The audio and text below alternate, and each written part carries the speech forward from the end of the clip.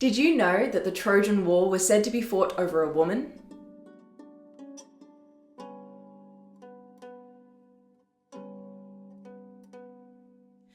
Hello and welcome to World History Encyclopedia. My name is Kelly and today's video is all about the most beautiful mortal woman in Greek mythology.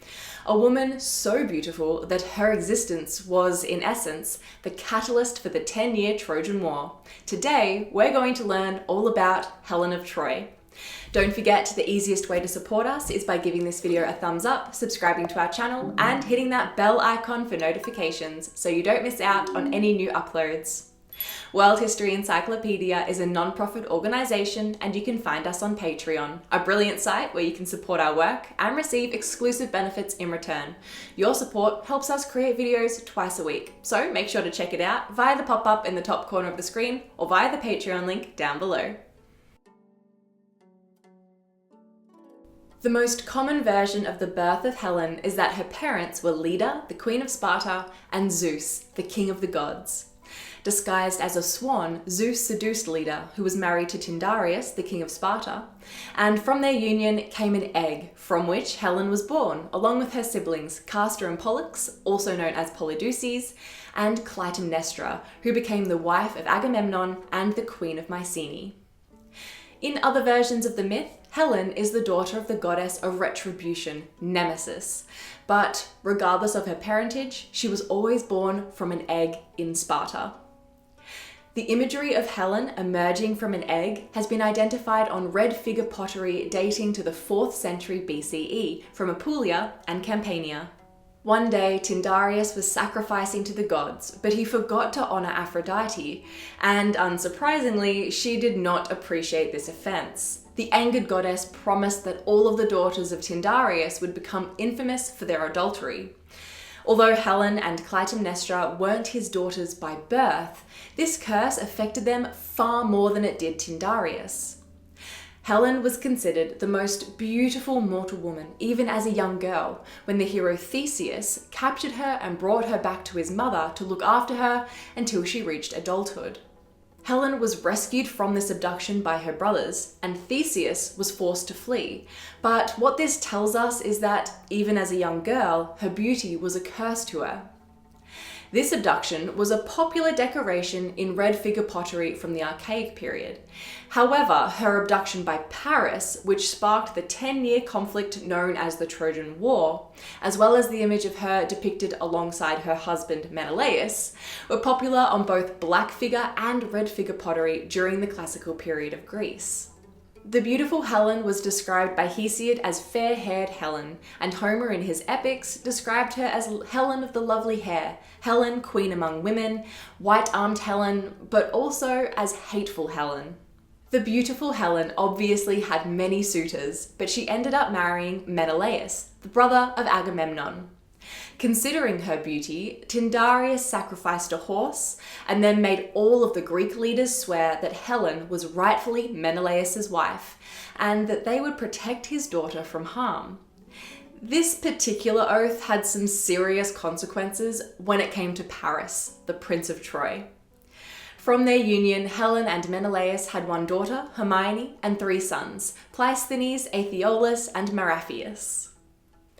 The story of Helen and the Trojan War specifically is best known from the Iliad by Homer, but she also features in the tragedian Aeschylus's Agamemnon and in the later Roman writer Virgil's Aeneid. The tragedian Euripides includes Helen in his tragedy Trojan Women, and she appears in a trial before the captured women of Troy, where she defends her behaviour. She says that she was simply a plaything of the gods and defends against the charge of adultery in that she could not avoid her fate orchestrated by the gods. We'll talk about what happened with Paris a little bit later. However, in both Herodotus's version of her tale and Euripides' play Helen, she never actually made it to Troy, but instead remained in Egypt during the course of the war, with Herodotus claiming that Egyptians personally told him that Paris and Helen encountered unfavourable winds, and so they sailed for Egypt instead, not Troy. So how is it that one mortal, albeit beautiful woman, is seen as the cause of the whole Trojan War? Well, it all started at the marriage of Peleus and Thetis, and their mistake of not inviting Eris, the goddess of strife, to the festivities. Eris turned up anyway and offered a golden apple to the fairest goddess, and Aphrodite, Hera, and Athena all stepped forward to receive the apple, argued over it, and appealed to Zeus for a judgment. Instead of judging himself as the king of the gods, Zeus had Paris, the prince of Troy, decide who was the most beautiful. All three goddesses offered him something in the hopes that he would choose them. Athena promised him strength, beauty, and invincibility in battle. Hera offered him immense wealth and regions of Asia, and Aphrodite offered him the most beautiful mortal woman in the world. Paris chose Aphrodite, and so in return he got Helen as a prize, and apparently her already being married to Menelaus wasn't really considered a problem by the gods.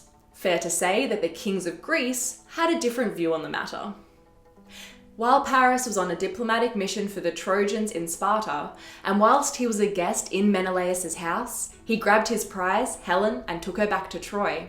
On their way to Troy, Paris stopped by the Phoenician city of Sidon and stole a whole bunch of treasure. And so, Helen of Sparta became Helen of Troy after she abandoned her children and her husband. Whether by choice or against her will isn't known. There are depictions of the abduction of Helen showing her going willingly with Paris, and others where Paris is grabbing her arm, not her hand. Because of the oath all of the kings of Greece had sworn after the marriage of Helen and Menelaus, that they would protect her from harm as the rightful wife of Menelaus, all of those men and their armies went to war against the Trojans in the Trojan War. They besieged the city for 10 years until finally, through the famous wooden horse ruse, the Greeks entered the city and Helen was recovered while the city was sacked. During the 10-year siege, Helen was treated with respect by Priam, king of Troy, and his other son Hector, since they both blamed Paris for bringing the war to their shores, not Helen. Helen and Paris had 3 sons, Bunomus, Aganus, and Idaeus, and 1 daughter, Helen. But all 3 boys died when a roof collapsed at the end of the war.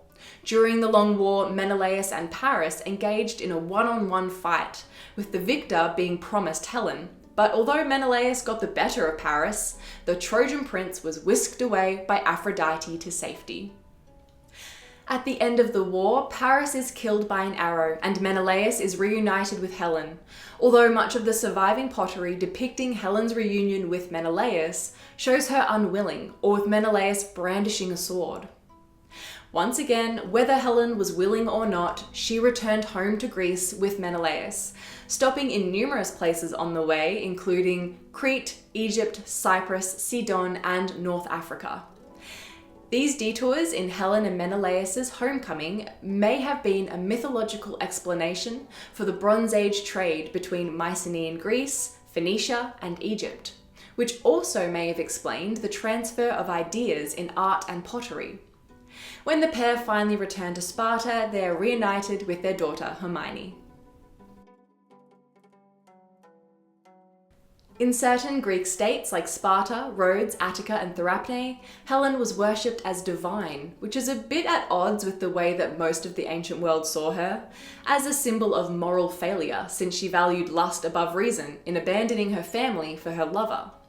No one in antiquity thought it was a good thing for a woman to behave like Helen.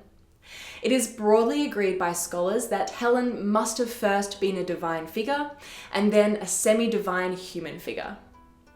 She was understandably most popular as a religious figure in Sparta and was seen as a symbol of the Parthenos to Nymphae, meaning as the transformation from an adolescent to a bride. In Rhodes, Helen was associated with fertility, vegetation, and trees, while at Sparta, she was associated with aspects of erotic desire and beauty, much like the goddess Aphrodite. The oldest sanctuary dedicated to Helen was at Therapne, near Sparta, where she was represented as a married adult woman, and offerings were made at the temple in her name. According to the Greek historian and geographer Pausanias, locals of Therapne believed the site was where Helen and Menelaus were buried, and offerings made to both Helen and Menelaus, dating as late as the 1st century BCE, have been found in this area, where their supposed tomb was, near an earlier Mycenaean palatial site. As Helen of Troy was a mythological character, she had no actual tomb, of course, and lives on in the pages of Greek and world literature. Would you blame the Trojan War on Helen of Troy? If not, who would you blame and why? Let us know in the comments below. If you enjoyed this video, make sure to give it a thumbs up and subscribe to our channel so you don't miss out on our new videos every Tuesday and Friday. This video was brought to you by World History Encyclopedia. For more great articles and interactive content, head to our website via the link below. If you like my sweater, you can find this design and a bunch more in our shop at worldhistory.store, or you can find a link for it down below. Thank you so much for watching, and we will see you soon with another video.